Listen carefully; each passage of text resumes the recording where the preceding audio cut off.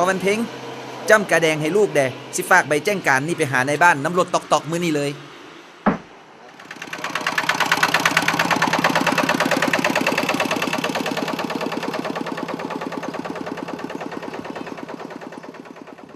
อีก3 วันเท่านั้นเด้พวกเขาสิเฮ็ดได้ดีคือเก่าบ่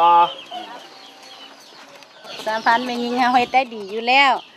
แนวโฮมเด้อาสาสมัครบ้านเด้สาวหนุ่มสิเฮ็ดได้ดีอยู่บ่ได้ดีคณะกรรมการบ้านพร้อมด้วยทุกภาคส่วน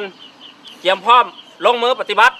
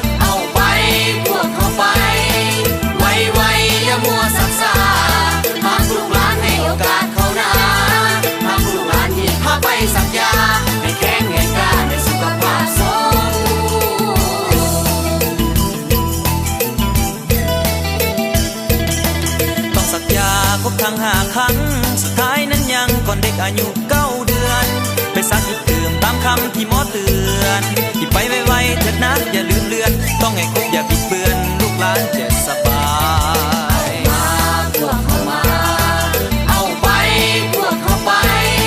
ไวๆอย่ามัวสักษาหากลูกหลานให้โอกาสเขานะหากลูกหลานหยิบพาไปสักยาให้แข็งให้กล้าให้สุขภาพสม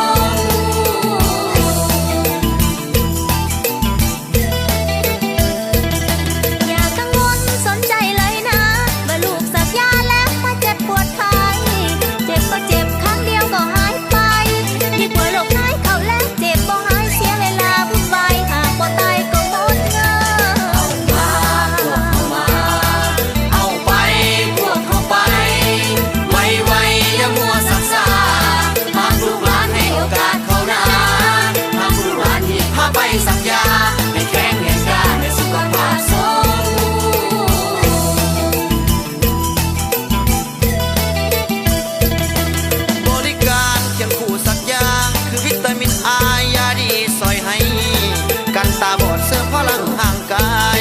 และกินยาฆ่าแม่ท้องให้หมดไป